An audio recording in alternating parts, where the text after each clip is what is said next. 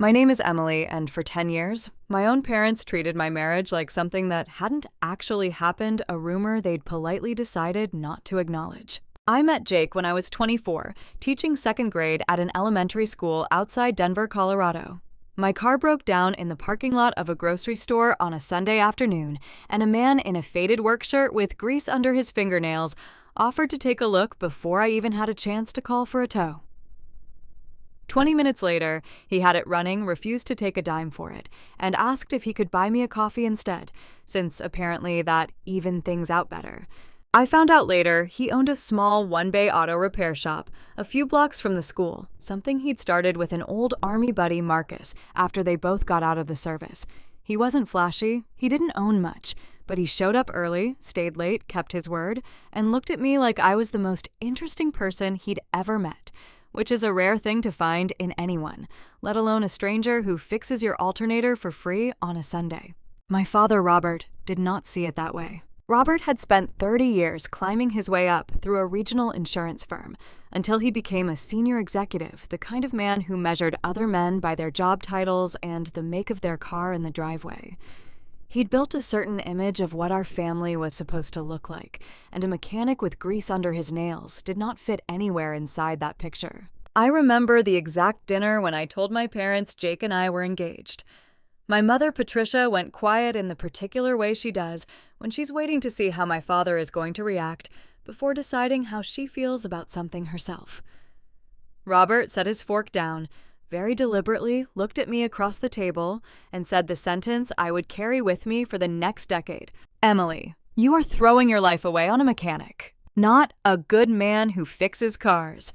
Not even a mechanic said with any particular malice in his tone, just flat final, like he was reading off a report that had already been filed and decided. My sister Claire, 2 years younger and already dating a man from a respectable law firm at the time, didn't say anything. But I saw the look she gave our mother, the kind of look that says, well, we always knew Emily would do something like this. I married Jake anyway. 11 months later, in a small ceremony at a park pavilion, Jake's mother helped us decorate with string lights, because that's what we could afford and what actually mattered to us. My father came. Technically, he sat in the front row with his arms crossed, and when it came time to walk me down the aisle, he did it but stiffly, silently, like a man performing a duty, rather than giving away his daughter with any joy in it. He left the reception before the first dance. That was, as it turned out, the last time my parents treated our wedding or our marriage as something worth showing up for at all. The erasure didn't happen all at once. It happened the way water wears down stone, slowly, quietly, so gradually you almost don't notice until you step back and realize the shape of something has completely changed. The first Christmas after the wedding, my parents' annual family photo went out on their holiday cards without Jake and me in it. When I asked my mother about it gently, she said, "Oh, we just couldn't get everyone together in time, honey." Though somehow, Claire and her boyfriend had made it into the frame just fine. At my parents' 25th anniversary party, an event with nearly 80 guests, I overheard my father telling an old colleague when asked how his daughters were doing, "Claire's doing wonderfully engaged to a wonderful attorney. And our other daughter, well, she moved away a while back." I was standing 20 minutes from my parents' house at the time. I had not moved anywhere. I had simply married a man my father found embarrassing, and in his mind, that apparently amounted to the same thing as disappearing. Jake never said much about it, but I know it wore on him too. He'd ask, sometimes careful, not to push whether I wanted to try again with them, invite them to something, give them another chance. I always said the same thing. It wasn't that they needed another invitation. They'd been invited plenty. They just kept deciding not to show up. The moment that broke something open in me happened during my first pregnancy. I planned a baby shower, sent invitations to my mother and sister, a full 2 months in advance, followed up twice by phone. On the day of the shower, surrounded by Jake's family and my own close friends, my mother's seat sat empty. She called that evening apologetic in the vague, practiced way she'd perfected over the years, explaining she and my father had gotten their signals crossed about the date. Claire hadn't come either. She didn't call at all. I cried in the bathroom that night for longer than I want to admit. Not because I needed my parents' approval to be a good mother, but because some small, stubborn part of me kept hoping that eventually they'd simply decide I was still their daughter without conditions attached. Meanwhile, Jake and Marcus were building something neither of my parents ever asked a single real question about.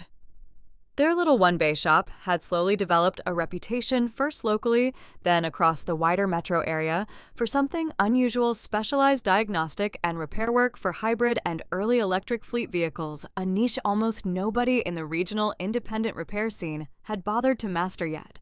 Delivery companies, small logistics operations, even a few municipal fleets started bringing their vehicles specifically to Jake and Marcus, sometimes driving well out of their way to do it. My father, on the rare occasions Jake's name came up at all, referred to it as that garage thing Emily's husband does, the same tone he might have used for a hobby a teenager hadn't grown out of yet. He never once asked how business was going. He never once asked what hybrid diagnostic specialization actually meant. For 10 years, as far as my parents were concerned, my husband's work and, by extension, our entire life together simply didn't merit a real conversation. The turning point came quietly, the way most real turning points do, not with fireworks, but with a phone call on an ordinary Thursday evening while I was grading spelling tests at the kitchen table. A national auto service chain, one of those familiar names you see off nearly every highway exit in the country, had been developing a new franchise division specifically built around hybrid and EV servicing, a growing gap in their existing business model that traditional mechanics weren't trained for. Someone on their development team had come across an industry write-up about Jake and Marcus's shop, the specialized training system they'd built from scratch over 8 years of trial and error, and reached out to explore licensing the entire model. What followed was 8 months of negotiations, site visits, contract revisions, all conducted quietly, mostly at night after the shop closed, because Jake didn't want to get either of our hopes up before something was certain. When the final agreement came through, it wasn't just a licensing deal. It was a full franchise conversion, Jake and Marcus's training system, their diagnostic protocols, and their brand becoming the blueprint for a new nationwide franchise division, with Jake and Marcus retaining founder equity in the parent structure. The valuation attached to that equity, once everything was finalized, put their combined stake somewhere north of $4 million, with real meaningful upside tied to the franchise's national rollout over the following years. I remember Jake, sitting across from me at our kitchen table with the signed agreement in front of him, looking almost stunned by his own handwriting on the signature line like it belonged to someone else's life. We didn't throw a party. We drove out to a lookout point outside the city where we used to go on early dates back before either of us had 2 nickels to rub together, and sat on the hood of the car with gas station coffee, just quietly absorbing what our life had actually become. For 8 years, my father had called this a phase. For 8 years, my mother had introduced my husband, when she bothered to introduce him at all, as Emily's "well, he fixes cars." And through all of it, quietly, patiently, without anyone in my family paying the slightest bit of real attention, Jake had built something that entire national companies were now willing to build their future around. Word reached my father the way I always suspected it eventually would, through his own carefully curated social circle, rather than through me. Robert belonged to a country club where he played golf most Saturdays with a rotating group of retired executives, and it was there apparently that another member mentioned reading about a hybrid vehicle franchise deal in a regional business journal, a deal built around, of all things, a small independent shop that happened to share my husband's fairly uncommon last name. My father, according to my mother's version of events later, sat with that information for nearly a week before saying anything to anyone. The first sign that something had shifted was a phone call from my mother, the first one in almost 8 months, asking in a voice that tried very hard to sound casual how Jake's business was going these days. I told her honestly that it was going well. She said, "That's wonderful, honey," in a tone that made it very clear this was not actually the point of her call. 2 days later, my father called Jake directly, the first time he had ever called my husband on the phone in 10 years of marriage, suggesting they get together to talk business sometime soon, man to man. Jake relayed the conversation to me that evening with the same careful, guarded expression he'd worn the day he first met my father at that dinner table years earlier. We both understood immediately what was happening even before either of us said it out loud. 10 years of silence doesn't reverse itself because a man suddenly remembers he has a son-in-law. It reverses because he's realized belatedly that the son-in-law he'd spent a decade dismissing now controls something worth paying attention to. I felt something harden in me over the following days, a kind of quiet, settled clarity I hadn't expected.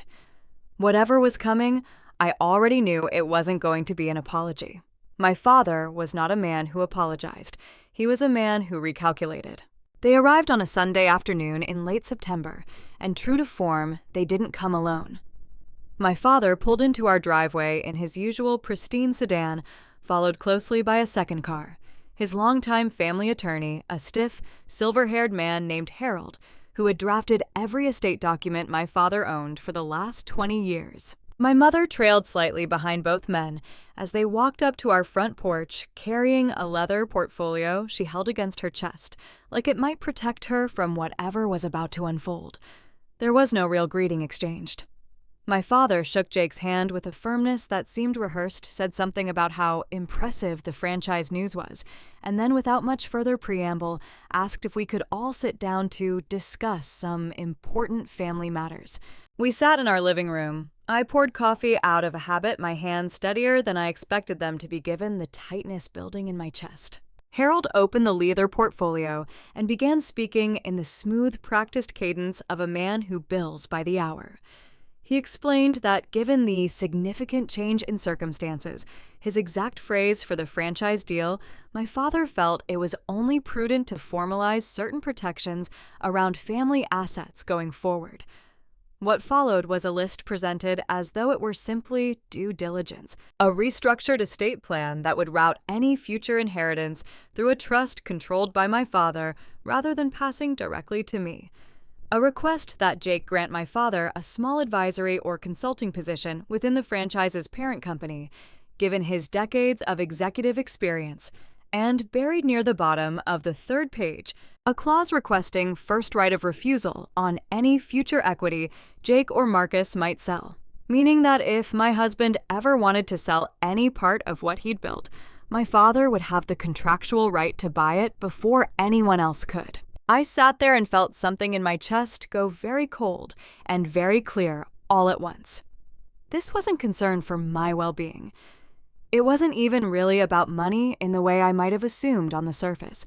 It was about control about my father inserting himself after 10 years of pretending we didn't exist directly into the center of the one thing Jake had built entirely without him. My mother reached over at one point and patted my knee the way you'd comfort a nervous patient before a procedure, and said softly, "This is all just to protect the family, sweetheart.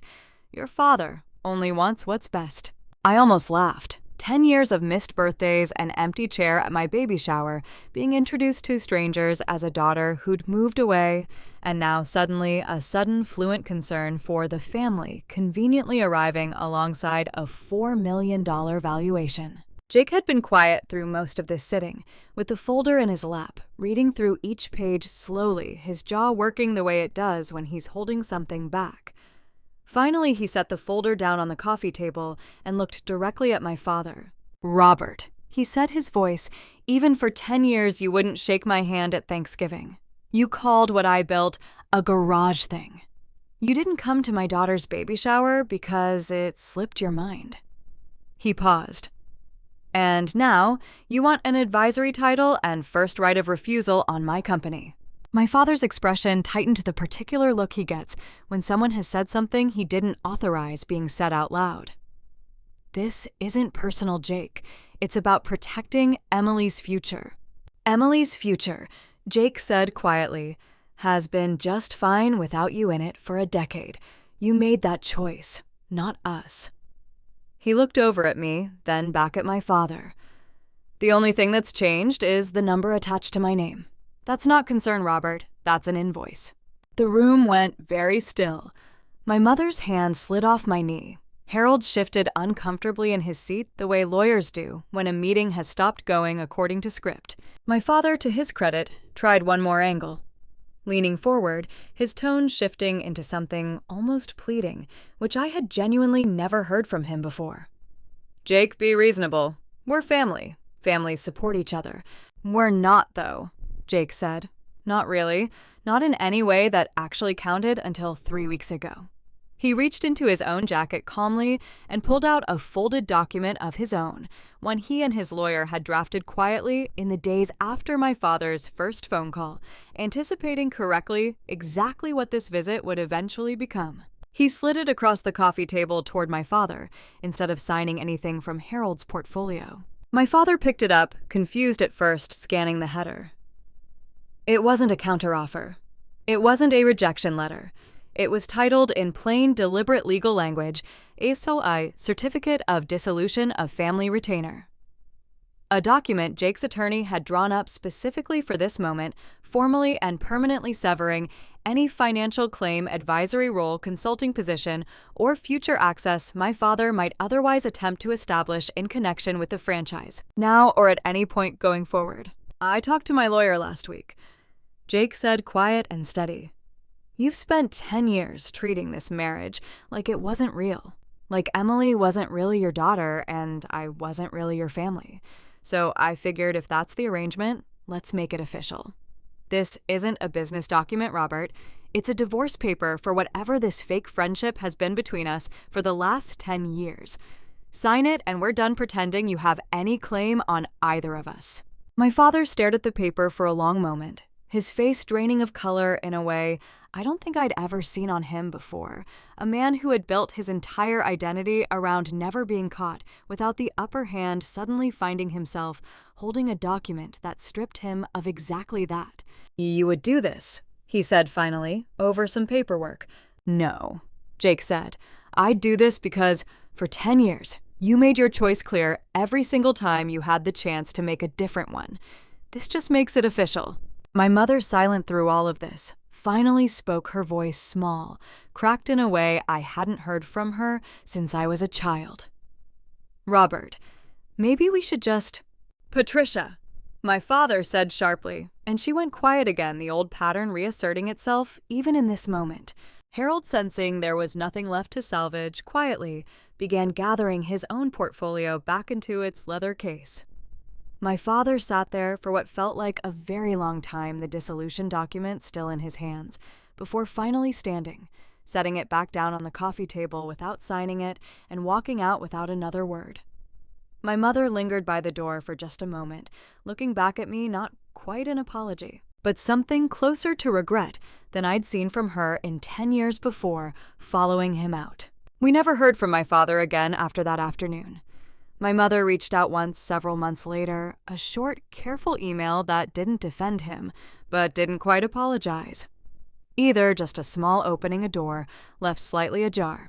Jake read it, thought about it for a few days, and eventually helped me write back something simple, that the door wasn't locked, but it also wasn't going to be pried open by anyone unwilling to walk through it honestly, on our terms, not theirs. We used some of what the franchise deal brought in to help Marcus's aging mother move into a better care facility, something he'd been quietly worrying about for years. We put money aside for our daughter's education for a life that had nothing left to prove to anyone standing on the outside of it, judging from a safe, comfortable distance. 10 years is a long time to wait for your own parents to simply say your name the way they say your sister's, without hesitation, without qualification.